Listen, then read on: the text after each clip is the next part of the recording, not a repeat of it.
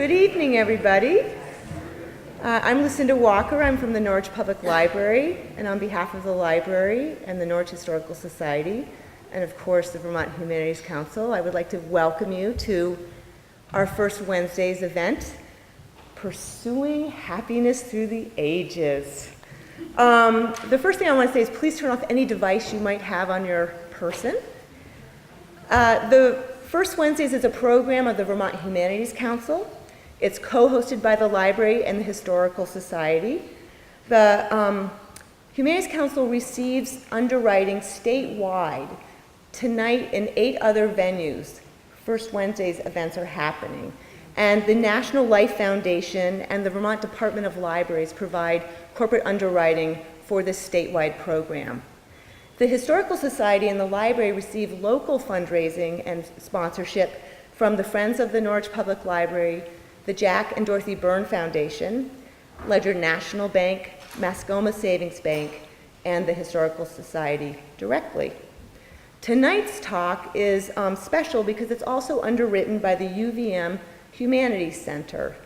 Again, throughout this year, there will be special First Wednesdays events, all focusing on the joy of the humanities, and in this case, I believe happiness might be the overall theme.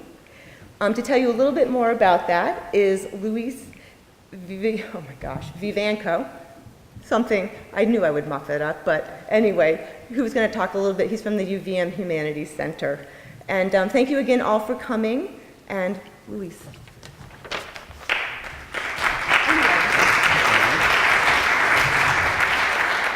Well, thank you all for coming. I am Luis Vivanco. I'm a professor of cultural anthropology at your land-grant institution up the road in Burlington. I see we have an alum there. And I also co-direct the UVM Humanities Center. And we're very, very pleased to be able to support this particular talk tonight. It's one of 3 presentations that we are underwriting around the state this fall on the theme of happiness. And we had one in Brattleboro last month by a psychologist named Catherine Sanderson, who spoke about the science of happiness. And then we have an upcoming one that I think will interest a lot of you on December 7th. Former U.S. Poet Laureate Billy Collins is going to be doing some readings of his poetry related to happiness at the Vermont State House. And tickets are going to be free. If you're interested, they're going to become available on November 16th through the Vermont Humanities Council website. So this is the 3rd lecture we're underwriting, and very pleased to do it. In keeping spirit with UVM's role as the state's land-grant institution, one of our goals in the Humanities Center is to extend the ideals and practices of liberal education throughout the state, not just in Burlington and on campus, and make it available to all Vermonters and a few New Hampshireites who might come on in. To those ends, we sought and secured a grant from the Gladys Kriebel Delmas Foundation, which is based in New York City, to pursue a statewide public humanities lecture series. Like us, they believe that in a thriving democratic society, people need to come together to converse, to meet each other, and to probe deeply the big issues and ideas of our times. And one of those constellations of big issues and ideas of our times is the concept of happiness. And I can't think of anybody more appropriate to speak about it than Professor Darren McMahon. He has written a number of books and articles on the history of happiness. And one of the things he says that I find really interesting is he says, I think that it is probably fair to assume that most Americans today consider happiness not only something that would be nice to have, but something that we really ought to have. And moreover, something that's within our power to bring about, if only we set our minds to it. We can be happy, we tell ourselves, teeth gritted. We should be happy. We will be happy. As he explores in his work, the commitment to happiness is relatively new, historically speaking. And it's generated a curious yet pervasive paradox. which is that it's the harder you try to get happiness, the more elusive it can become. So Darren McMahon is an intellectual historian. He's the Mary Brinsmead Wheelock Professor of History at Dartmouth.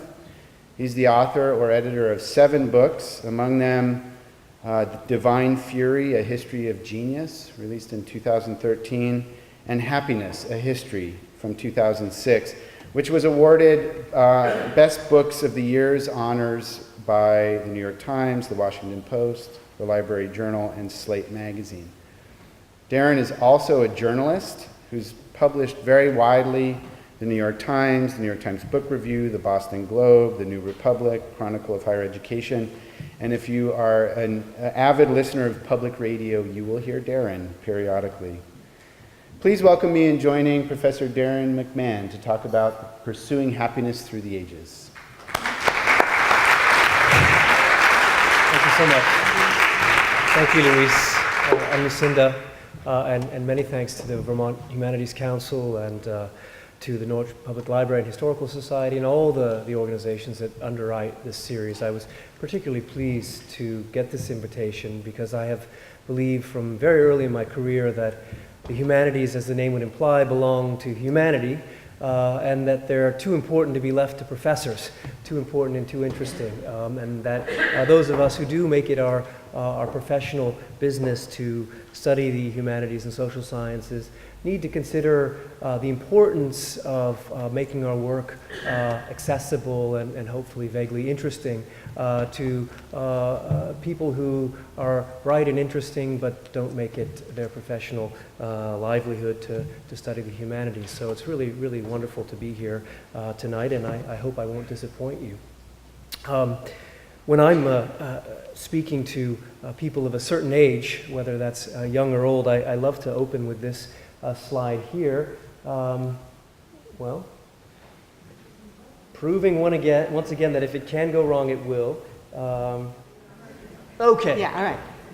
Thank you for your patience.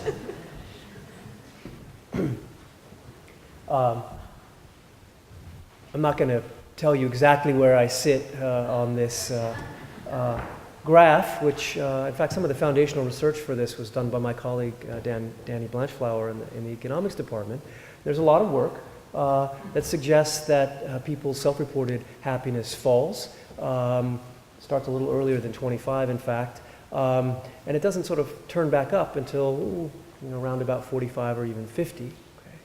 I like to think of this as God or nature's way of providing us some compensation for our thinning hairlines and widening waist belt and so forth. But I have to say, I love to share these slides with my students because, of course, they come into class all full of themselves, and they have this idea that this is the happiest time of their lives, and of course they have the bodies and the hair to prove it, and then I'm able to point out to them that in fact, things are going to get a little harder in the coming years, and if you think about it for a little while, that makes perfect sense.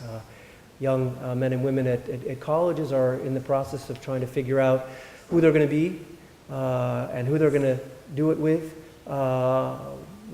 what their views of life are, and those are, of course, inherently stressful and anxiety-provoking questions and processes.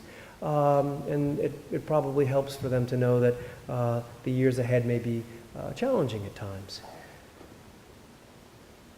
This data, as I say, has been reproduced, and it doesn't always reflect a perfect smiley face, but a kind of wan smile. All right, well, that's the good news.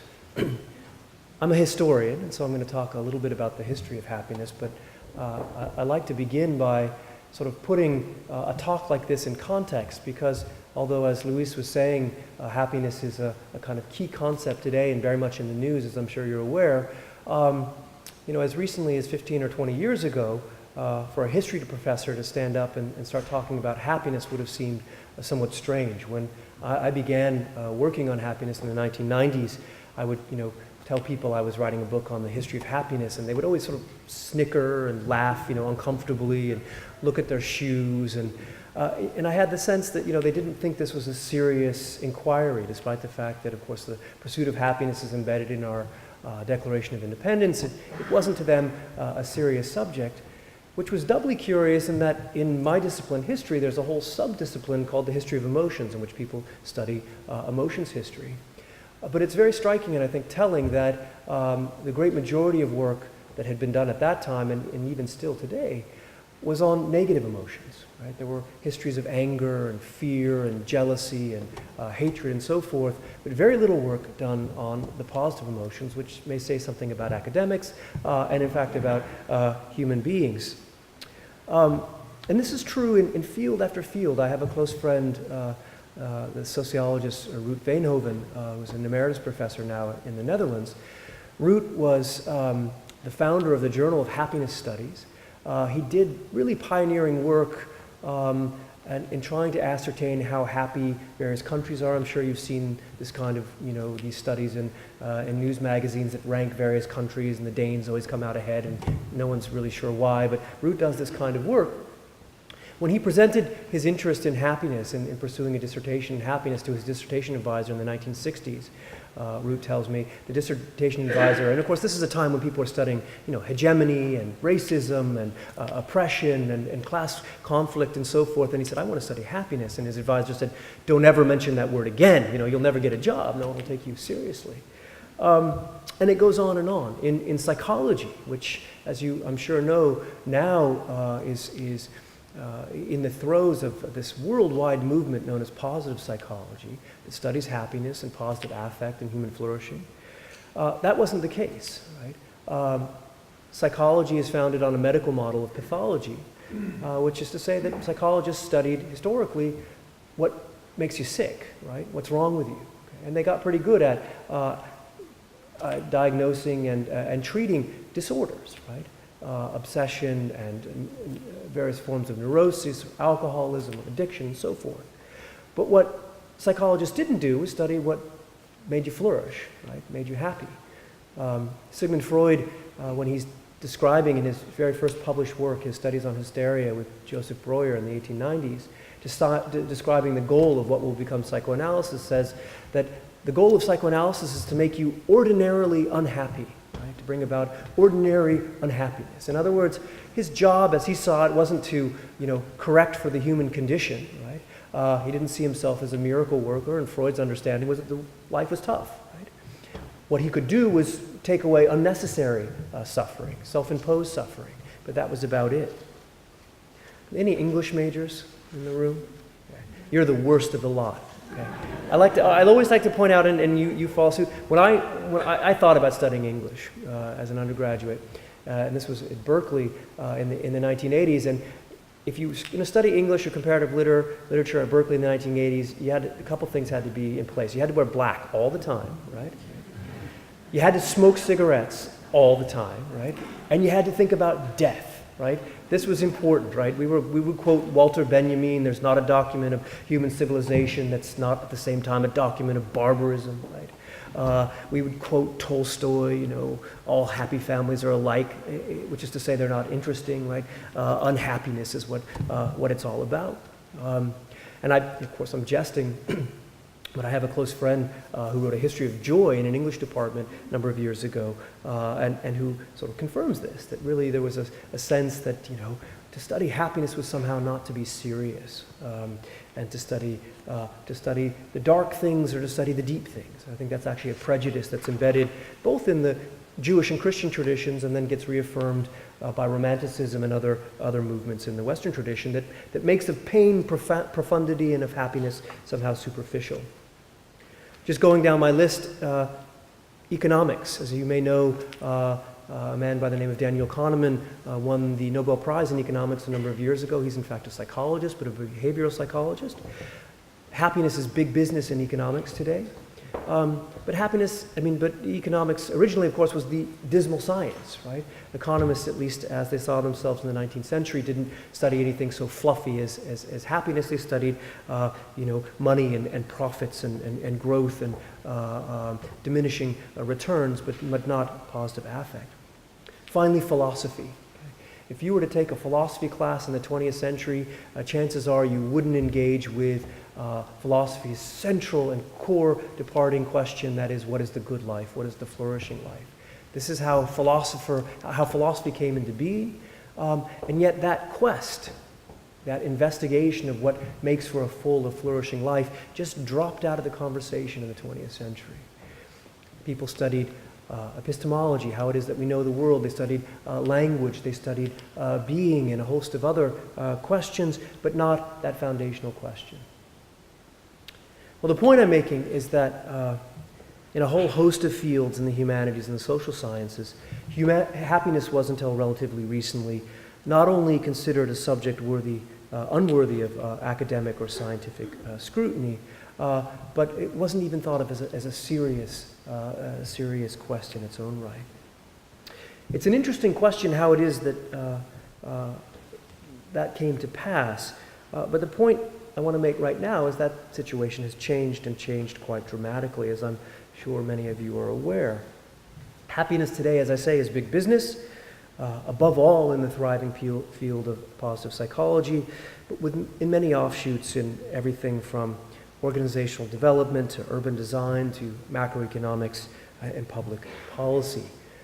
Today, it's not strange at all for a historian to address an audience like this on the subject of happiness, and in many fields that is the case. But how did we get here?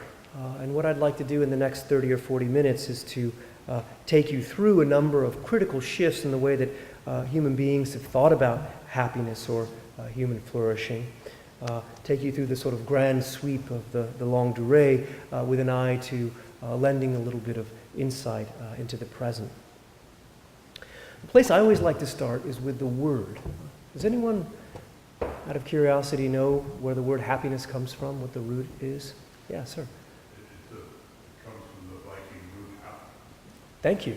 By chance or luck. Absolutely. It's an Old Norse or Old English term, hap, that we have in happenstance or perhaps, happens, that simply means luck. That holds true, that connection between luck and happiness holds true in every Indo-European language, going all the way back to the ancient Greek. It's a really striking thing. There's not an exception.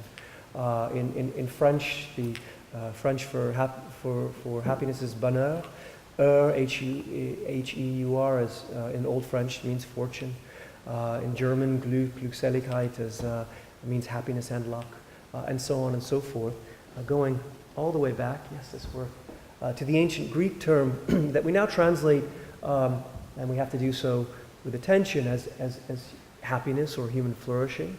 The term eudaimonia, which is just formed, as you can see, from the prefix eu, meaning good, and the root of our modern term demon, right? The Greek daimon, which doesn't yet have the exclusively negative connotation that it'll have after the rise of Christianity. But the idea was that all human beings had a kind of guardian spirit, a tutelary spirit, and when that spirit was leading us along in a propitious or fortunate way, we were happy, we had a good demon, and if we had a bad demon or a mischievous good demon that decided to turn the other way, things would go unhappily for us. The implication of this, and it holds, I think, across the board in early societies, is that happiness is simply not in our hands. Right? Happiness is not something we as individuals control. It's controlled by the stars, it's bestowed by the gods, by fate, by fortune, and for that reason it can be taken away at any moment. This is the central lesson of Greek tragedy, Greek tragödia of 5th century Athens and other places. And indeed, it's the lesson of the very first work of history in the Western tradition, the history by Herodotus. And if any of you have read parts of the history, it used to be fairly common, it's increasingly less so, you'll know that the history is simply a book of reflections or tales told by Herodotus of Halicarnassus in what is now Turkey. As he travels around the ancient world, recounts the stories of the cultures there, and then recounts the story of the onset of the Persian Wars that pitted the Empire of Persia against the Greek city-states. But the history begins with this really wonderful story of Croesus. Croesus is the wealthiest man in the world. He's the king of the enormously powerful kingdom of Lydia in Asia Minor, now Turkey. And he believes foolishly that he's the happiest man in the world, and he wants to have that fact confirmed, which suggests that maybe he's not quite as sure as he makes it seem. And he's presented with this wonderful opportunity when Solon, the great Athenian lawgiver who's traveling around the world, stops in Croesus' kingdom, and Croesus puts the question, who is the happiest man in the world? And Solon begins to recount an answer. It involves this guy Tellus, an Athenian soldier who's killed more or less in the prime of life while defending his comrades, and makes a brave sally, and he dies, leaving behind wife and children. Not exactly our image of a happy story. And Croesus is a little bit perplexed, and but who's the next happiest person, right? And puts himself forward, and he said, well, these two brothers, they were named Cleobus and Biton. They were taking their mother to a village festival for the goddess Hera, and they were late, and so they unhitched the oxen from their cart, and they strapped themselves to the cart, these big kind of offensive linemen, and they take their mother to the festival, and they arrive, and everyone sees them, and of course the mother's so proud of her sons, and she prays that night to the goddess, give my sons that which is the best for a man to have, and lo and behold, they die in their sleep that night, right? And so, Croesus hears this and he can't make any sense of it, and he says, come on, philosopher, right? What about somebody like me? And Solon says, well, I can't answer that question yet, because life is long and many things will happen, right? And as rich as you are, you can't control what happens to you. Croesus, sends him away. You're an idiot, I don't know what you're talking about, philosopher. And of course you can see what's coming next, even if you don't know the story. This is hubris. He's tempted the gods. And so later, Croesus' son is out hunting, and he's killed in a freak hunting accident. Later, Croesus goes to the oracle at Delphi as the Persians arrive on his doorstep to see if he should go to war with this great empire. And the oracle at Delphi says, if you go to war, a great empire will fall. And so Croesus says, perfect, goes to war. The empire, of course, is his. And poor Croesus, there he is on a Greek vase from the 4th century, I believe, an Attic vase. Poor Croesus is strapped atop a funeral pyre, right? He stands there and cries out to the gods as he's being burned to death, call no man happy until he's dead. This is a refrain, a Greek tragedy. Now, there's a slight caveat, and that is in what the Greeks call the deus ex machina, the god from the machine. A little cloud comes over while he's being burned to death and rains down, putting out the fire, and so the ending is slightly happier. And yet, the moral of the story is simply that, right? That in this Greek world, we should call no man happy until he's dead, because we never know what's going to happen to us. Right? And in fact, just when things are looking good is when a piano will fall on your head. Okay? That's the world of the Greeks, and I would argue that it's the world and belief system of all early societies, which don't conceive of human agency in the same way that we do today, and for whom life is unstable and unpredictable, in which human beings are themselves at the mercy of forces they can't control, and in which suffering is natural. It is the norm. So that's one general way of thinking about happiness. It's a way that endures for a long time, and you can argue in certain parts of the world today it's still operative. But it's certainly not the only way to think about happiness. And in fact, it was in this same general period that Herodotus is writing, period that the German philosopher Karl Jaspers famously called the Achsenzeit, the axial age, roughly from the 9th century BCE to the 3rd century BCE, the period when, as Jaspers put it, the spiritual foundations of humanity were laid simultaneously and independently, the foundations upon which humanity still subsists today. In other words, this is the period when the world's great religious and wisdom traditions come into formation. And it was the period that we begin to see a number of explicit challenges to the older fatalism with regard to human happiness that you see in this Greek tragic tradition and the tragic conception of happiness more broadly. In Greece, it is initially the work of Plato and then his student Aristotle, both of whom set out explicitly to attack this tragic view of happiness. And Plato makes this very clear in his dialogues, and Aristotle's point of departure is to sort of counter this older tragic wisdom. Right? They make the pursuit of a full, flourishing, happy life the primary and foundational goal of philosophy. Right? Human beings want happiness. Plato says at one point, let's figure out how to get it. Right? It's a rough translation. But of course, it's not just the Greeks that are doing this. In China, Confucius is a critical figure in this same general quest. Zhuangzi, the original Taoist sage, is pursuing happiness, or trying to come up with the answer to it. Siddhartha Gautama, the Buddha, in India, of course, makes something like human happiness or flourishing central to his quest. And then in the Mediterranean and the Near East, the development of both Judaism and the emergence of Christianity fit into this picture as well in their particular ways. Now, obviously, there's all kinds of differences between these traditions, and the traditions themselves develop and morph and splinter and change quite dramatically over time. But I think nonetheless that one can make some general observations about them with regard to human happiness. And so let me just sort of extrapolate and give you some insights into what these traditions, these wisdom traditions, are doing with happiness. In all of these traditions, happiness or human flourishing is regarded as an optimal condition. It's the very highest thing that human beings can achieve, and it comes as a reward of right living or living well. Aristotle says famously that happiness is a life lived according to virtue, right? A life of excellence. Happiness, in other words, doesn't depend on what happens to us, right? But on what we do and how we do it. Happiness depends, that is, on the kind of choices that we make and the ways that we live our lives. Happiness depends on cultivation and on craft. Now, it follows naturally from this that most people simply aren't up to the task. Right? Because the happy are the supremely virtuous. They're the supremely blessed, the Olympian athletes of life, if you will, right?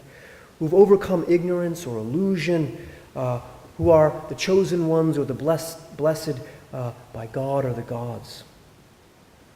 The Buddha says in the first of the four Noble Truths, all life is suffering. What does he mean by that? Well, he also says that all human beings have the capacity for happiness. We all have that in us, Buddha believes. And yet the vast majority of human beings don't realize that potential. They live lives of ignorance, and as a consequence, they suffer. Okay? And even though the Buddha grants the capacity universally, says that look around you, suffering is ubiquitous, right? Almost all life is suffering because of ignorance. Aristotle is very straightforward on this. The happy, he says, are the happy few, right?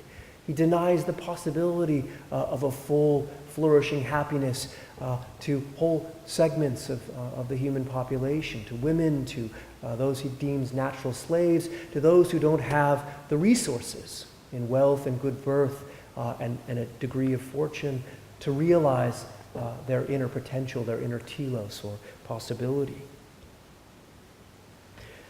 Even those who have those fortunes and those benefits, Aristotle says, often don't realize them because they lack discipline, right? They don't devote themselves to the training and the practice that's necessary to instill a kind of virtue.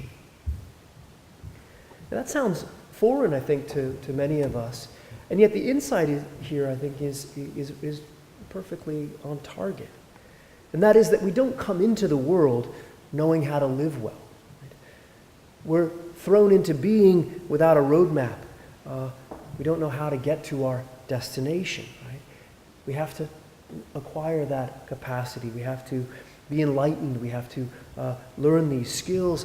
And we have to practice them. We have to train in order to find our way. So happiness in all these traditions is a supreme achievement, okay? One that depends on virtue, on how we act and how we behave and how we think. And it depends, at the same time, relatively little on good feeling or pleasure. Aristotle is certainly not one to spurn a good meal or the company of friends. Neither is Confucius, neither are Jews or Christians in fellowship. And in fact, they all understand that living virtuously brings a kind of pleasure of its own. And yet pleasure in these traditions is not the means to the end. And the end itself, happiness, is not really about feeling or emotion at all in these earlier traditions. It's about living a complete life, a whole life, a balanced life, a good life, a life that will necessarily involve suffering and pain. And yet if we're living well, we can handle that. The example that I like to give of this sort of ancient understanding of happiness is that of the Stoics, right? A Greek and then later Roman philosophical sect that devotes itself to cultivating virtue in the pursuit of happiness, and that believes that virtue alone, right living, is enough to guarantee happiness. Okay? Well, what would be the limit case to test that proposition? What's the worst fate that we could imagine a human being would have to endure? Cicero says that must be torture, right? Undergoing torture on the rack. And Cicero says in a provocative way, the happy man or the Stoic sage, the man of perfect virtue, will be happy even on the rack. And the worst fate imaginable, because virtue can withstand the slings and arrows of outrageous fortune. Okay? Again, that sounds outrageous to us, but it gets at the way in which, in these older traditions, happiness is not simply a pleasure-pain calculus, right? Happiness is about a complete life and responding to what the world throws at you, regardless of what that may be. The final thing I would add is that happiness in all these traditions, or many of these traditions at least, is not only an exalted state, but quite often an exalted state that won't ever be attained in real time, in the here and now. In Christian cosmology, for example, true or perfect happiness is deemed ultimately a function either of the past, right? There was happiness in a lost golden age before the flood in the Garden of Eden, and of course many wisdom traditions have this myth of a golden age, a time when human beings were once happy. Christianity, we're happy in the past, okay, or in the future, in the millennium, when Christ will return, when the kingdom of God will be at hand, when the chosen will gather in the promised land. Right? At Passover Seder, if you've ever been to a Seder, the gathered will say, next year in Jerusalem. Right? Our deliverance is on the horizon of the future. It's coming. So either in the past or in the future, or for Christians, there's a further notion of a kind of timeless time outside of time. Right? In the future, but outside of time altogether, a timeless state that is heaven. Right? The less appealing way of putting heaven is death. Right? Okay? Quite literally, perfect happiness in an early Christian conception is death, which is eternal life when the saints will be rejoined with their Maker. Okay? So you have happiness in the past, happiness in the future, happiness in an afterlife. What about the present? Well, in early readings, at least, even though there is this idea that we should rejoice because the kingdom of heaven is at hand, while we're waiting is a time of pilgrimage, right? And a time frequently of sorrow. Later, much later in the 18th century, when the great English man of letters, Samuel Johnson, Dr. Johnson, is asked if a man could be happy, he says, no, only in the past or in the future. A very Christian answer, and Johnson was a Christian soul. And his amanuensis, Boswell, says, never in the present, and Boswell says, only when drunk. It's a nice anecdote, but it's also a profound religious response, right? This life is a pilgrimage, okay, in a time that will necessarily involve suffering and a vale of tears. Okay, so just to recap, we have, on the one hand, this perennial notion that Happiness is something we can't control. Okay? It's related to luck, or to fortune, or to fate. And on the other hand, we have this view common to all the wisdom traditions of the axial age, that happiness is a godlike state, right? A supreme achievement reserved for the chosen, for the virtuous, for the enlightened, the blessed.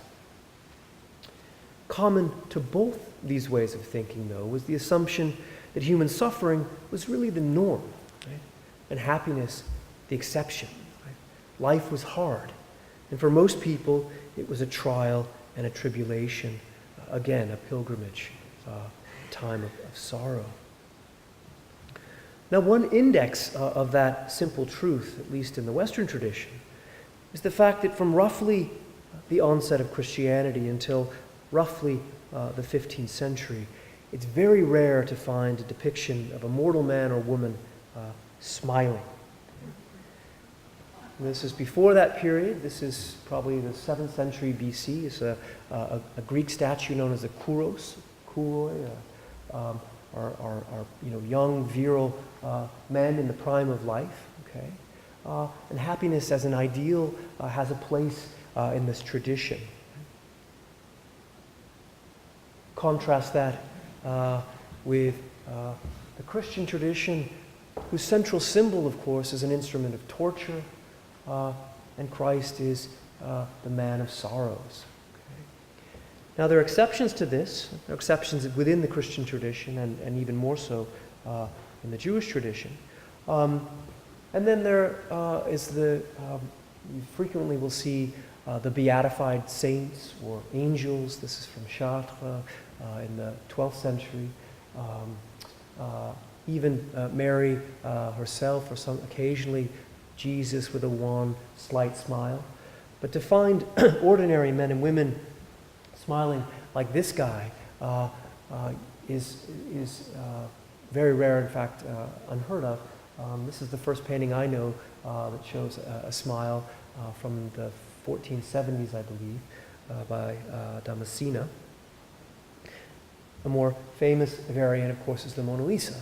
And we know that one of the things that Leonardo did to elicit this wan smile is to have jugglers and musicians on hand to entertain. Okay? Beginning, and we're just getting the glimpse of a new human ideal, right? The self-presentation of people as flourishing. Takes a long time for that ideal to hold, right? I think most of us in this room are old enough so that if we were to go and look at the pictures of our parents or our grandparents or our great-grandparents, they'd look like this, right? Why? Well, one, because they had bad teeth, most likely. Okay, I mean that in all seriousness, and there was a kind of taboo of a gaping, open-mouthed smile in public because you'd let all kinds of noxious fumes out, and it wasn't too sightly. It's also the case, of course, and this Grant Wood's painting is based in some ways on a kind of early photograph. And of course, time exposures for early photography are very long. You have to hold still the whole time, and it's hard to hold still when you're smiling, so you don't smile.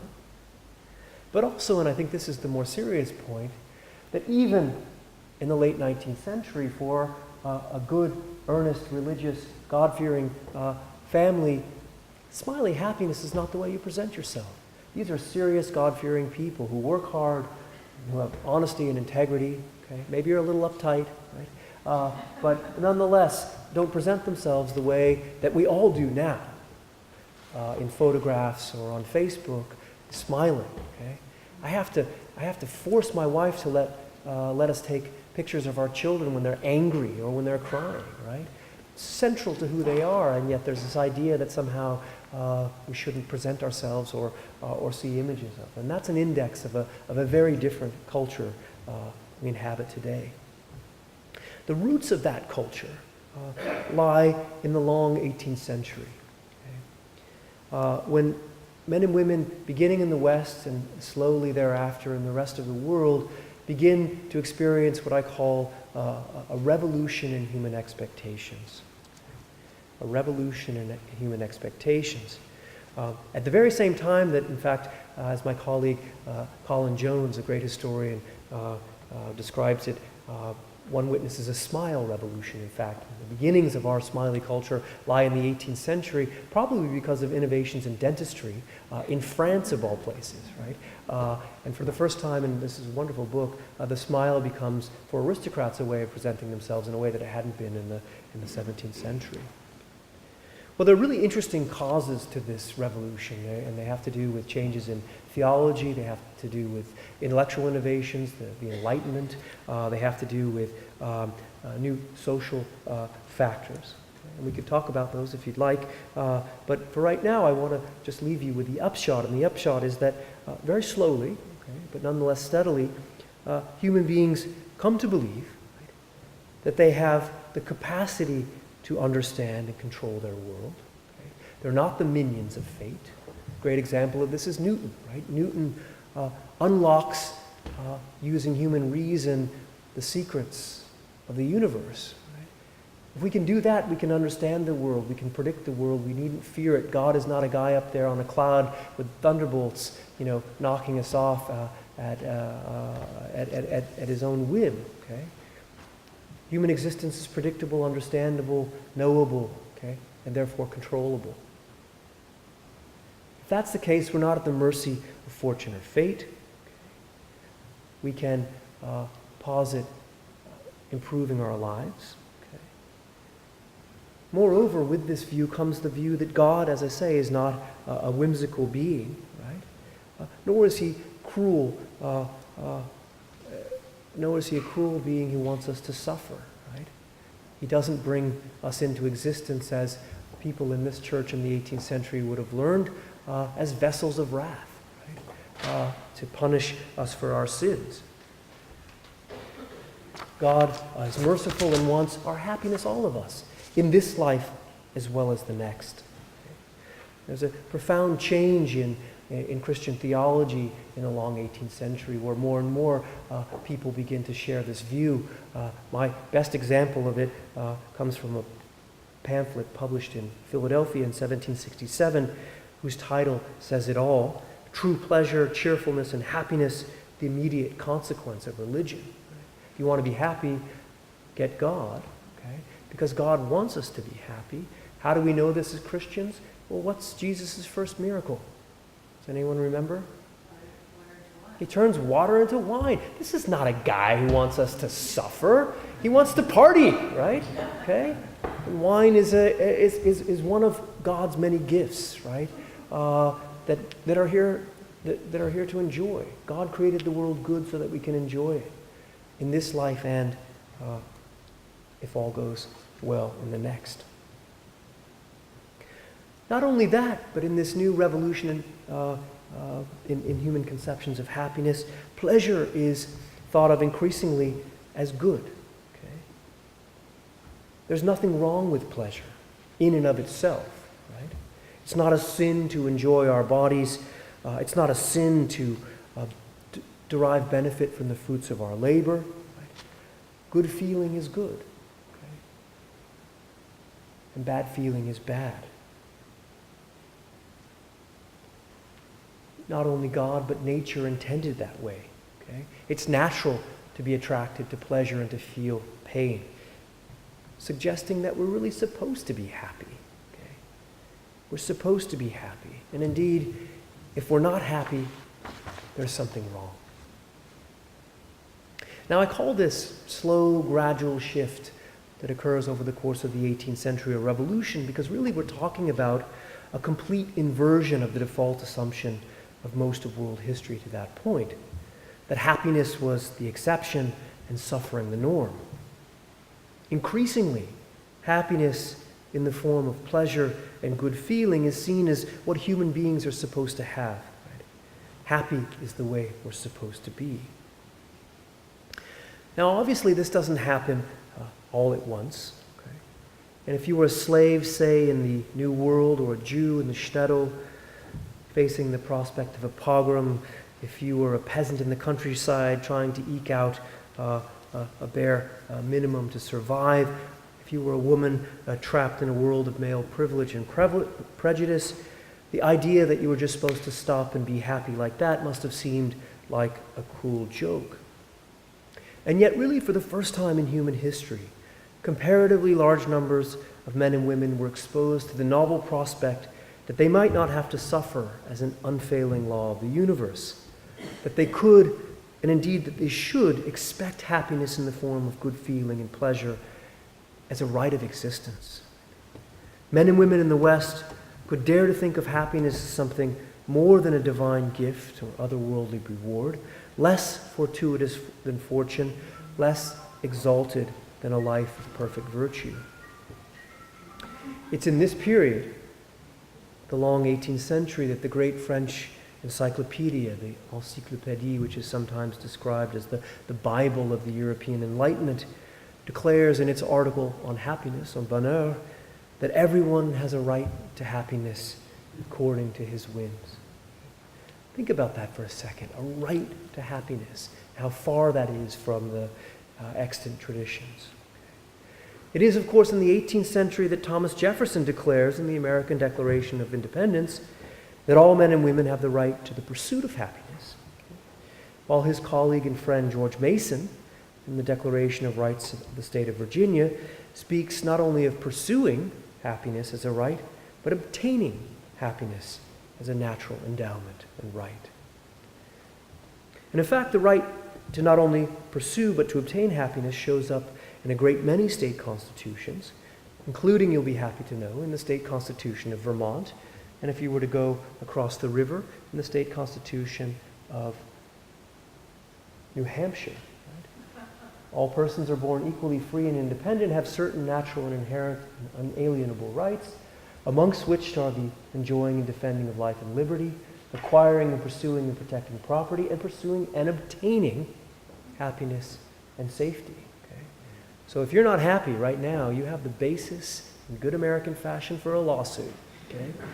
And in fact, there's a wonderful jurisprudence in the 19th century in which men and women bring suits against state and federal governments precisely for this, for denying their right to happiness. New Hampshire, in case you're on the other side of the river. It's in the 18th century that the Anglo-American Joseph Priestley, who's an important scientist in the 18th century and a close friend of Thomas Jefferson, can declare that happiness is in truth the only object of legislation of intrinsic value. Voltaire, for his part, announces that, quote, "the great and only concern is to be happy," a sentiment that makes its appearance in the French Revolution when the Jacobin leader Saint-Just stands up in the National Convention and famously declares that happiness is a new idea in Europe. By the century's end, these sentiments were more than just happy phrases. From the greatest happiness to the greatest number, they were the voices of a new age. Now, we are all of us, as I've suggested, heirs to that age and really heirs to the age of enlightenment, heirs to this great revolution in human expectations that takes place in the long 18th century. A lot has happened between then and now. So again, I'll have to allow for generalizations, but I think that one of the processes that has clearly played out since that time is a steady expansion and extension of that original 18th century promise that all might dream of happiness by virtue of being human beings. Right? Happiness in this period truly becomes the highest human end. The French philosopher and author, playwright and novelist and everything else, Pascal Bruckner, has argued that this process dramatically accelerated, this process of extending the right of happiness, the possibility of happiness, dramatically accelerated in the West in the 20th century, and particularly since the 1960s, according to a number of factors, including the shift in capitalism from a culture of production to a culture of consumption, the emergence of widespread credit to fuel this consumption and make it less and less necessary to defer gratification, and finally the steady rise of individualism and the erosion of barriers that might stand in the way of personal fulfillment. Happiness, in Bruckner's view, has become, quote, the sole horizon of our modern democracies. And it's in that context that sort of sweeping interest in the study of happiness today makes most sense. In Bruckner's view, though, this development is not at all altogether a happy one. For happiness, in Bruckner's view, has become not just the sole horizon of our modern democracies, but he concludes rather bleakly that happiness is no longer considered just a possibility or just a right, but a duty. Right? In the modern world, it's almost incumbent upon us to be happy, and we increasingly associate happiness with success. Okay? Now, I'm always quick to point out the liberating and progressive impact of this original revolution in human expectations. In my view, it was altogether a good thing that human beings came to believe that they weren't the minions of fate, that they could take responsibility for their own well-being and happiness. It was a good thing to conceive of pleasure and the fruits of one's labor as things to be enjoyed, not to be apologized for. And yet, like Pascal Bruckner, I do think there's a shadow side to this sunny picture, and one that is worth thinking about today. And so let me end there very briefly with several points, and then we can discuss these matters more thoroughly. The first has to do with what I call the unhappiness of not being happy. Okay? If you think about it, in fact, you can detect this already in the 18th century, the moment that you tell people that they're supposed to be happy, right, that this is how life is meant to be, you make of unhappiness an aberration. Okay? You even pathologize it, right? Happiness becomes a disease. Unhappiness becomes a disease. And of course, you beg the question, well, who is to blame, right, if I'm not happy? We can blame, as they were wont to do in the 18th century, injustice or intolerance or prejudice. Okay? We can blame simple bad luck. Okay? We can blame other people. Okay? We can blame societal structures. And of course, I skipped over the whole of the 19th century, but one of the central points of the socialist traditions and of the communist tradition is to create social structures that would facilitate human happiness. It doesn't work out in practice so well, but that's the view. Okay? In other words, injustice is preventing me from realizing my potential from being happy. Okay? But there's one further possibility, and I think it's the one that so many people in the modern Western world take, and that is to blame oneself. Right? It's a peculiarly modern condition, this unhappiness of not being happy. Okay? And it's almost to add insult to injury to feel guilt on top of just plain unhappiness, right? To feel guilt for being depressed. The second point that I think is worth reflecting on is that the belief that happiness is a natural state necessarily encourages the belief that happiness is easy. Okay? You just open a soda, right? You just spray it on yourself, right? You just get in a car and you drive down to Orlando, to Disney, the place where happiness lives. Well, obviously no one actually believes that you can just drink a Coca-Cola and be happy, that you can just spray happiness on yourself. But I would argue that this kind of incessant advertising encourages the belief that happiness is something easy to acquire, okay? And indeed, it's just that. You can acquire it, right? Pursue it and obtain it.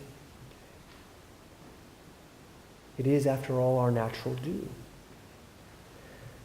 Which has caused us, I would argue, to forget that older wisdom embedded in all the wisdom traditions, that crafting a happy life, right, is something that we have to work on. It takes cultivation. It takes work. I have a friend, Mathieu Ricard, who's a Tibetan Buddhist monk and also a brain scientist who's trained at the Pasteur Institute. And he's in the media a lot now because he's been described as the happiest man in the world.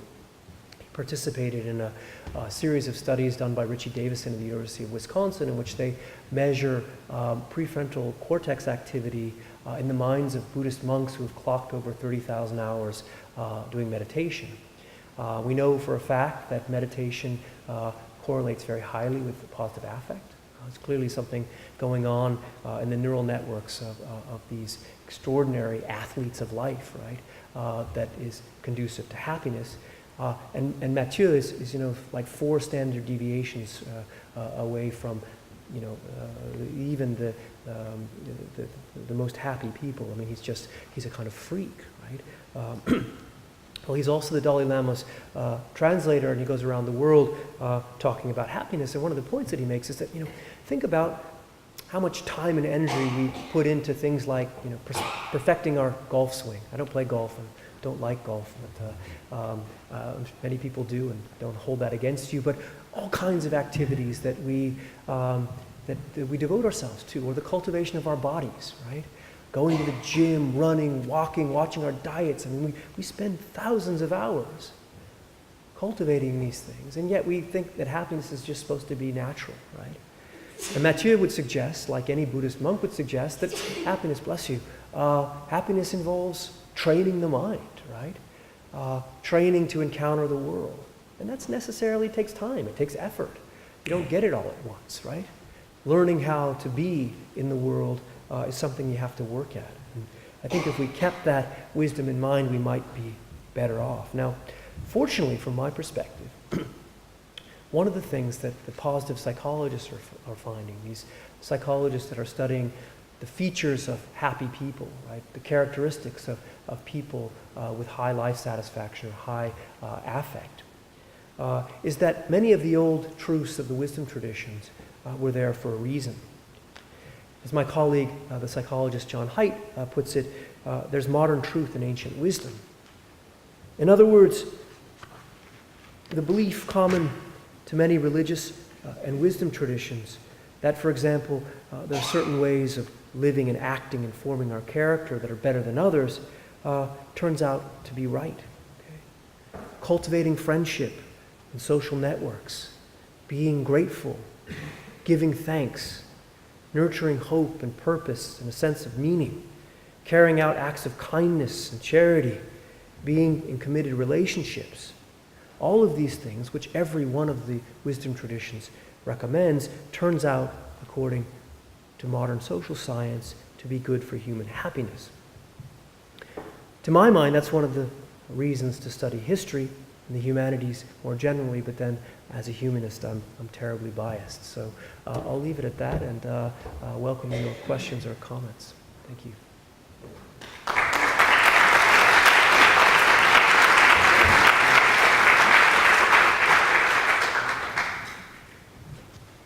Yeah. Darren, I'm curious what your take on, you know, the recent move to try and replace concepts like gross domestic product with things like gross national happiness and these sort of international development Sure. ideas that are circulating about replacing productivity for Yeah. capitalism with, you know, societal happiness. What's your read on Sure. Well, there's an awful lot to say about it. In fact, just today, I teach a lecture course on happiness, and just today we were talking about the so-called Easterlin paradox. Richard Easterlin was an economist at USC who published a seminal paper in 1974 that looked at time series data of people's reports on their happiness or subjective well-being from 1945-46 to the present. And what he discovered that in the United States and most Western European countries, the percentage of those describing themselves as happy or very happy essentially hasn't changed. This in a period that's seen a dramatic increase in gross domestic product.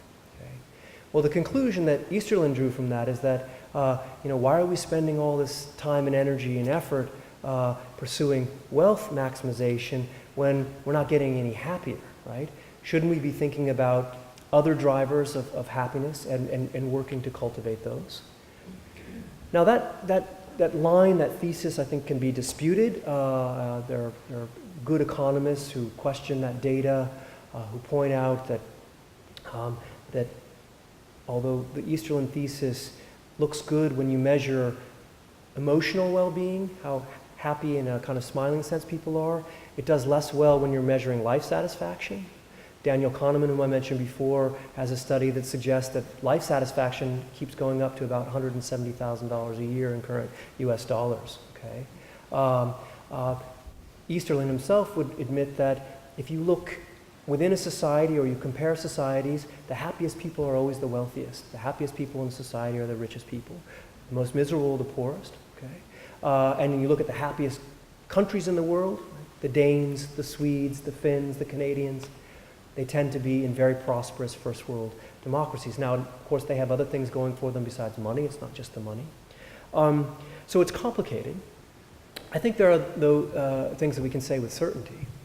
And one is that regardless of how you feel about the Easterlin paradox, it seems to be the case that there are diminishing returns on wealth after a certain period, and that certain period, at a certain point, is comparatively low.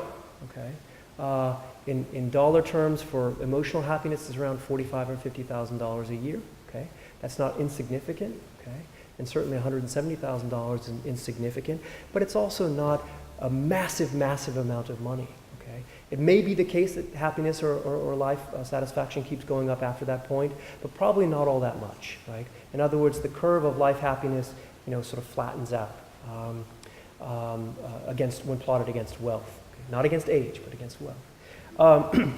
So one of the things that I take away from that is that, we could be spending, one of the things that I would take away from some of this data is to suggest that, as my friend Dan Gilbert puts it, if you're living under a bridge in a box, okay, there's no better way to make you a lot happier really quickly than to give you more money, right?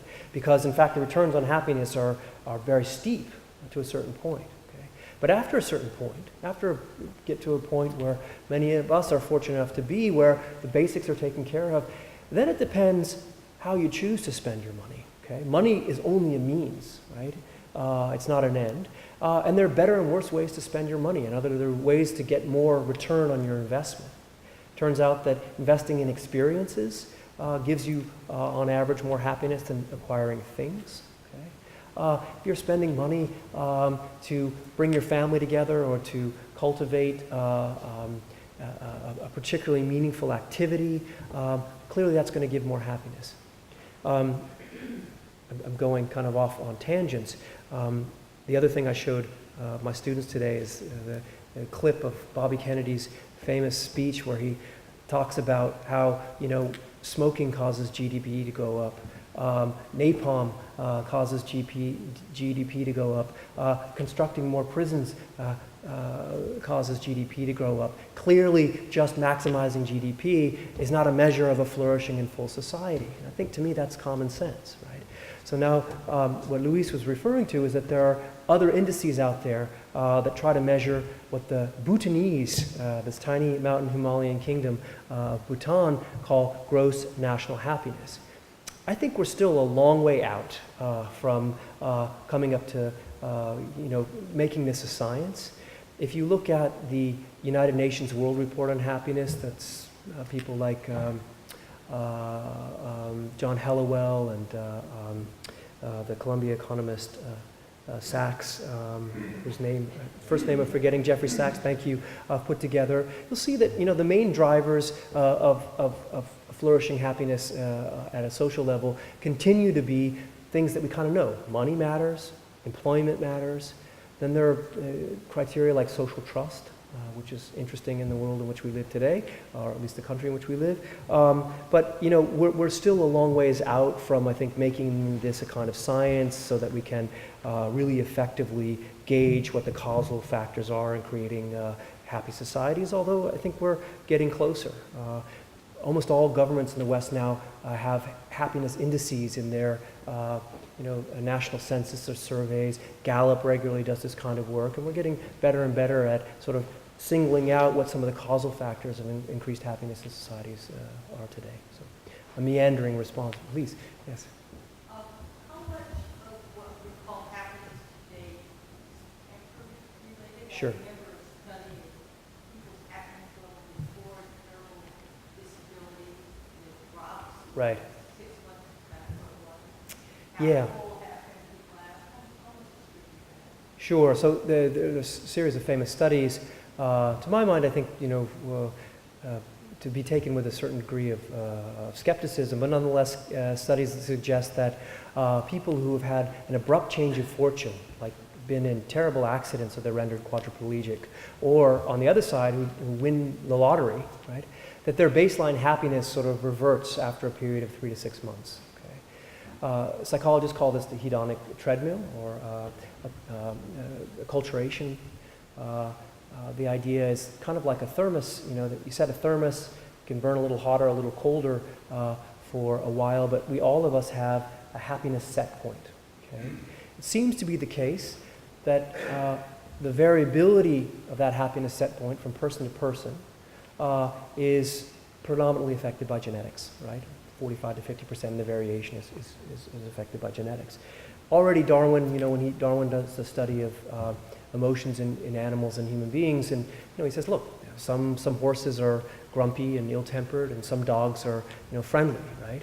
Some people, like myself, are crabby in the morning, right? You know, and others less so.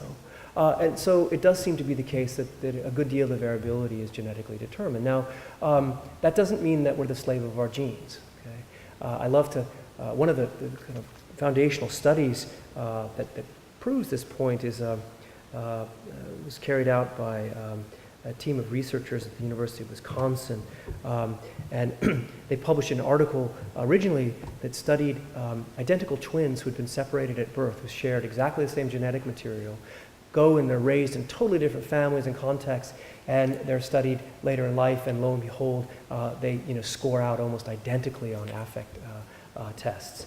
And so the authors of this, David Licken and Anke Tellegen, published an article in which they said that trying to get happier is like trying to grow taller, right? You know, after a certain point, it's just not going to happen. Now, amusingly, the same author later published a kind of how-to book on how to be happier, and he seemed to have changed his mind. And he didn't really change his mind, but he simply recognized what all evolutionary psychologists would tell you, and that is that even though there's clearly a genetic component to our mood, to our affect, that's affected fundamentally by environment, right? And so the people that devote the most attention to this, I'm thinking of people like Sonia Lyubomirsky, who's in the news a lot as a psychologist at UC Irvine. She'll show a pie graph and say that, you know, 45 to 50% of your tested happiness will be genetically determined. Only about probably 10% has to do with your circumstances, right? What happens to you, whether you're born in California as opposed to Norwich, whether you marry the woman of your dreams or the man of your nightmare. You know, this doesn't turn out to matter a whole lot. What matters, though, are our conscious choices. Okay, and Lyubomirsky, like people like Martin Seligman and others, would point out that there are a lot of things that we can do actually to cultivate our happiness, to cultivate more meaning and flourishing. And so, to me, I come away with that from with a positive message that we still are the steersmen of our own boats. Sir. With medical advances, something like the Soma pill in the novel 1984 is conceivable. Yeah. Do you think that's where humanity might be going? Here, take a pill and you'll be happy. Yeah. You know, I end this course on happiness with A Brave New World, and I have to say, it's disturbing and becomes more so. I can read Orwell now, or at least I could until relatively recently, with the sense that, well, this was all behind us. This is a world that is no longer there, whereas Brave New World scans, you know, very much of the moment to me. Soma, as you recall, is a kind of ecstasy-producing drug, and arguably we already have that, right, in ecstasy itself. But I think what we're looking at is something else, right, are sort of drugs that raise the set point of mood, precisely what genetics can, and of course for a great many people provide necessary and hugely important relief. So whenever I talk about this sort of thing, you know, that's the first point I make, that SSRIs and antidepressant medication, thank God for them, right? Thank God that we have them. Thank God that the people that suffer, that take them, can get some relief when and where other forms of therapy don't provide it. I think when we get into murky territory, though, is when we start to try to figure out what a normal set point would look like. In other words, what is a normal kind of distribution of happiness and unhappiness over the course of human life? And I think one can argue that there are all kinds of social pressures that are ratcheting that natural set point up, right? When people would like the baseline to be not 6, but 7.5 or 8 or 8.9. And who likes to experience suffering, right? Even though I think that all the wisdom traditions are right, that suffering is often redemptive, that suffering can often open us to different kinds of experience, that they can provide potential for growth. And so I think that's the world that we're looking at. We don't, there's no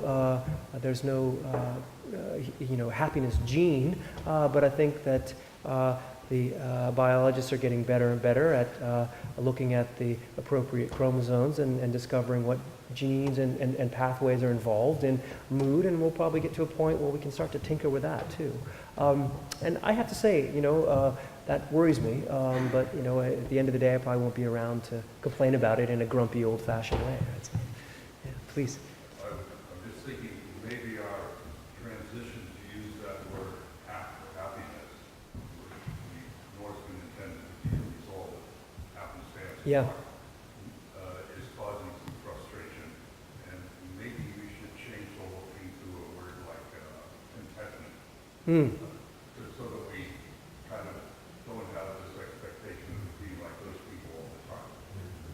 Right, which is yeah, although, as I have friends in Germany who always like to point out that, the only way you know happiness is through unhappiness, right? Happiness is always referential. And so to live in a world of all happiness would be a brave new world, right? Yeah, I mean, contentment, I think, at least for an American ear, implies kind of quietude, right? Or an acceptance of the status quo, whereas pursuing happiness is active, right? It involves getting up and going out there, and I mean, that fits with a kind of an American temperament. The thing I always like to point out about that phrase, the pursuit of happiness, is that the word pursuit has in 18th century English a kind of harsher connotation than we often associate with it today. So if you look in Dr. Johnson's English dictionary, the first definition of pursuit is to follow in hostility. A pursuer in Scottish law in the 18th century is a criminal prosecutor. So if you think about happiness in these terms, right, of something that you're following in hostility, or hunting, like the French or the Germans will say, la chasse au bonheur, the hunt for happiness. When you hunt something, when you get it, you got to kill it, right? And there's a way in which embedded in this pursuit of happiness is that frustration, right? I mean, St. Augustine, the great Christian theologian, who's very interested in happiness and tries out every Greek school before settling on Christianity, sees the desire for happiness as a kind of reminder that we're incapable of fulfilling it. That desire, right? That the nagging urge to pursue happiness, to follow something in hostility, is to know that kind of angst and anxiety that is, in his reading, sinful man, right? And so we should be humble in the face of that and accept that we're incapable of realizing happiness for ourselves. We need another being, we need divine grace to fulfill it, but it gets at the way in which there's anxiety embedded in the pursuit of happiness itself. And I think that's, it's a truth worth keeping in mind. Please, yeah. Thanks. The idea, share your thoughts on the idea of individualized happiness. Yeah. Because there's this generic happiness. Viktor Frankl's work, Man's Search for Meaning. Sure. Everyone's search for meaning is different, and their intrinsic motivations are different. Yeah. Right. So, I mean, there's always something subjective, right, about happiness. And in fact, Freud says famously that, why you can't even study it, right? Because how are we to judge he actually says that how can we judge the state of mind of a Jew in a pogrom, he says, or of a galley slave, rowing? It's impossible to get into the minds of people in the past, right? Well, that was frustrating to me as a historian. And it's true that, happiness to me may be a warm puppy and to you a warm gun. It just sort of depends on your view. And yet, what we do know is that human beings are animals, and human beings who are happy tend to share certain traits and features, right? So for one example, and this I think gets at the beginning part of your question, human beings are social animals, okay? We sometimes forget that in America with our kind of rugged individualist culture. We are social creatures, okay? And the happiest people who score high on happiness indexes are social creatures. They have networks of friends, they have better friendships, they have more people they can call on in a time of difficulty. Okay? Other people are good for our happiness. Okay? Now that doesn't mean that if you're an introvert and like to spend time at home with your cat playing the violin or reading by a fire like I do, that you can't have happiness, and people have different tastes. But on the whole, human beings are social creatures, and they're fulfilled by this. And we could go on and look at other characteristics, okay, that give people happiness in common. But yes, at the end of the day, one person's pleasure is another person's pain, and we have to bear that in mind, that happiness is always an individual pursuit. Please. Going back to the historical shift that you described in the 18th century. Sure. Simultaneously, the rationalists and the Enlightenment decide that we can improve the world we human beings can improve the world by Sure. the use of reason. And in the religious traditions, you say that that's also a time at which God is becoming someone who wants us to be happy, Mhm. not someone who is imposing suffering on us. Do you have a theory about why that change occurred then? Did it perhaps have to do with changing technology, that it became easier to feed people, and there was less suffering Yeah. in the world? It's a great question, and I would say just first of all that the sort of the religious response or the religious dealing with happiness is very complicated. And one thing I like to point out, and again in a Congregationalist church, it's worth doing is, Calvin, despite believing that that there's not just predestination but double predestination, the great majority of us are predestined for eternal punishment. We are vessels of wrath. Also believes that God wants us to be happy. Okay? The reason we're not is because we sinned, and that's our fault. But God, through His mercy, will make those He chooses happy. And so Calvin says that those who are right with God are happy. Luther puts it even better. He says all sadness is from Satan. In other words, they moralize mood. In my reading, I have a theory that's analogous to Max Weber's famous Protestant ethic in the spirit of capitalism, that suggests that it's not a coincidence that the pursuit of happiness emerges as a trope in philosophy and political science in England, in North America, in the Netherlands, in these Protestant cultures, which come to see happiness as an outward sign of God's grace, right? Denmark, another great Lutheran state, where putting on a happy appearance is to suggest to your neighbors that maybe you're right with God.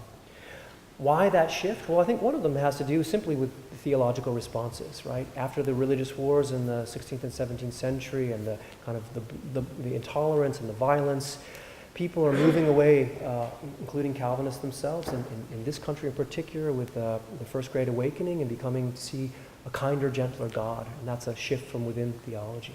Now, there's also from outside the Enlightenment, right, which is a movement devoted to pursuing those same ends of mitigating intolerance, of de-emphasizing the miraculous, de-emphasizing things like notion of hell or eternal suffering. People start talking less about hell, and also saying, what's wrong with a bit of pleasure, right?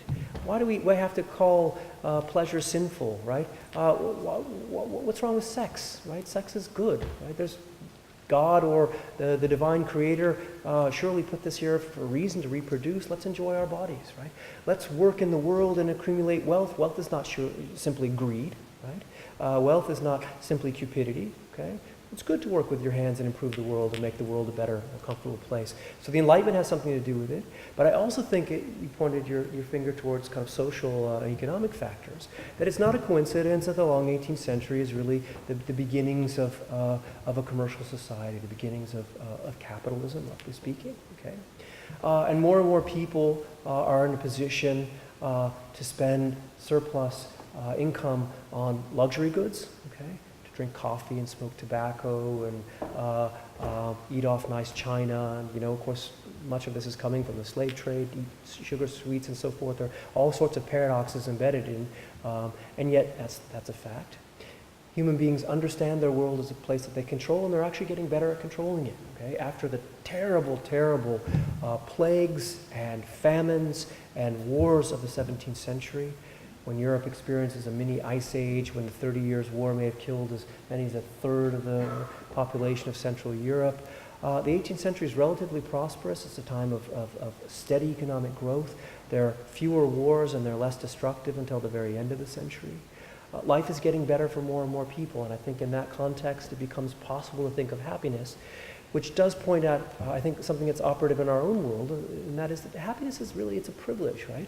And it's an incredible luxury. I mean, to spend your time thinking about how happy you are and how happy you might be and how much happier you could get is to do so in a context where you're not worried about a lot of other things, right?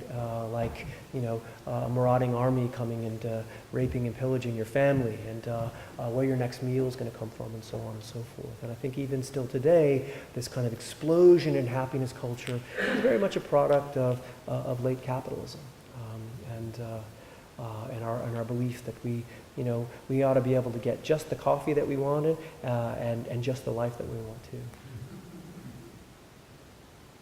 Sir.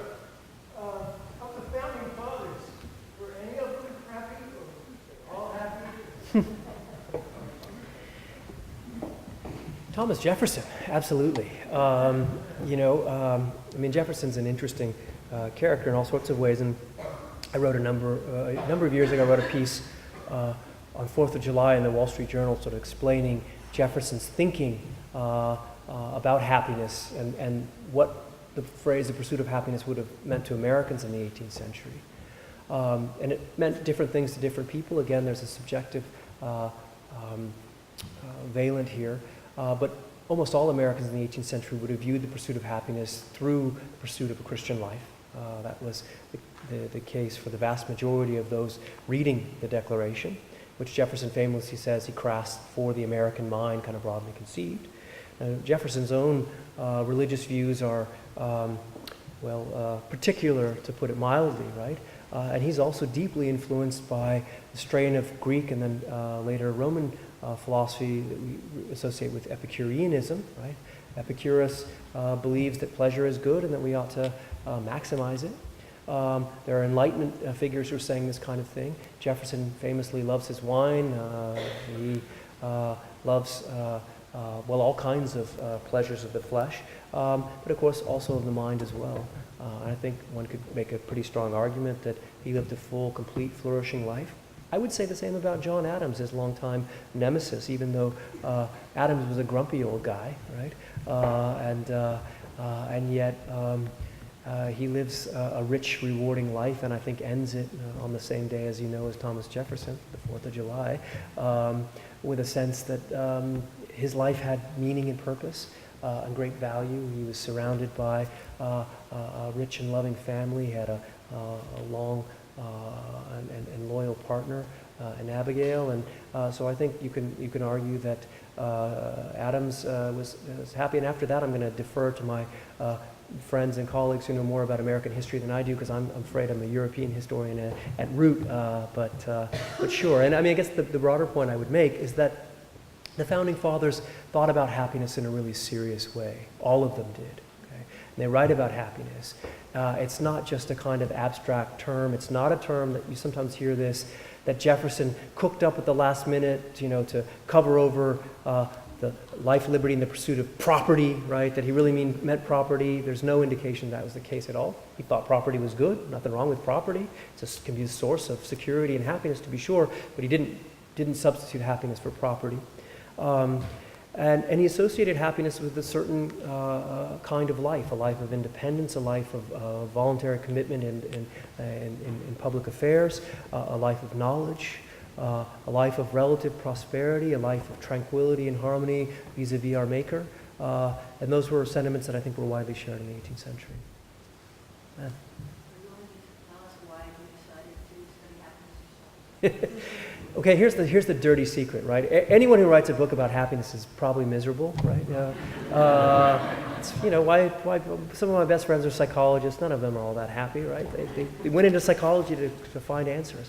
And I think at a certain level, I was searching, like a lot of people were. But I was also, really struck by this phenomena. I think, people think of history as a study of the past, and it is that, but history is also a reflection on the present. And I think the best history is always a dialogue between present and past. And I was a postdoc at Columbia in the 1990s, the roaring 1990s, and the Berlin Wall had fallen, that Clinique ad came out, there was the Bobby McFerrin song, Don't Worry, Be Happy, and happiness was in the air, it was in the zeitgeist, even more so than I knew. When I started working on this book, I knew nothing about the positive psychology and developments therein. I knew nothing about developments in social science and economics. It was only after I published the book that I realized that was going on at the same time. So it was in the air, but I was also at the same time teaching. All Columbia undergraduates have to take what's called a core. The students call it Plato to NATO. It's sort of the great works of Western civilization. And it was this really striking thing that, from Plato forward, happiness is just a central notion in the Western philosophical tradition. And I thought, wow, this would be a nice kind of coming together. And I was also personally invested in the subject.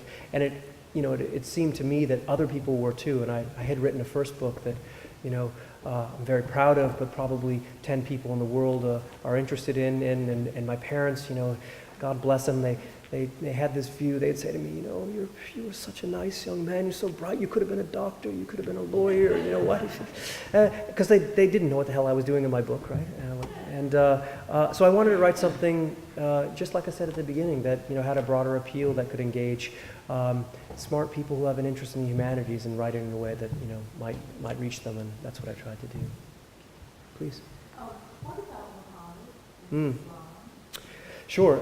I don't leave it out. In fact, I teach usually a module on Islam, and Islam is not an exception here. That there is a notion of human flourishing both in this life and the next. Now, of course, you read about the hundreds of virgins, and of course, like in the Christian tradition, there's a notion of kind of ecstatic rapture that will come in heaven. And the Christian tradition is full of this, not virgins, but Thomas Aquinas talks about the ecstasy or the rapture of being in heaven is like being drunk all the time, but with no hangover. And not only that, he says, how can you imagine the pure, perfect bliss or happiness of heaven? Well, you've got that, and then let's just add a little extra. Let's a little flavor. Let's have a little opening in heaven so that we can see down to hell, where the suffering and the damned are burning in eternal flames, and have a little schadenfreude, right? A little extra joy, right? I mean, he literally says this. Nietzsche picks up on that later and has a lot of fun with it. But nothing will be lacking to the soul in heaven. And I think in Islam there's a similar conception. It's a life of, it's a reward for deprivation in this life. But there is also a long tradition, as there is in the Christian tradition, of living and pursuing, cultivating joy within this life. And of course, this is true of all religious traditions, right? And I think, I always say this, for whatever reason, all my friends growing up were Jewish, and all my teachers were Jewish. And I was from this kind of Catholic family where, dinner table conversation was about, why the dishwasher was broken, and who was going to fix it, and how much it was going to cost. And I go to my friend's house, and they would talk about music and literature, and so I have this kind of romanticized view of the Jewish tradition, but I think it is also true that in the Jewish Bible there's a much more comfortable acceptance of the things of this earth, right? Of sex in wedlock, of the full cornucopia of earthly pleasures, and seeing them as mitzvahs, seeing them as of God's gifts to us to enjoy, right? And so that cultivating earthly happiness is a way of celebrating God. And if you're doing it right, you have lasting happiness. You're also at the same time living or stepping with God. And I sometimes point out that the classical Hebrew term for happiness is osher, A-S-H-E-R, and the root of that is cognate with the verb to step, also with luck, but also to step. You may speculate there's some kind of link to making pilgrimage to the temple, but there's also this idea of course, walking to deliverance, like in the narrative of Exodus, right? From a land of bondage towards a land of milk and honey and reward that's nonetheless on the horizon of the here and now, right? And if you have a little fun along the way, all the better, because look, the locusts are going to come eventually, right?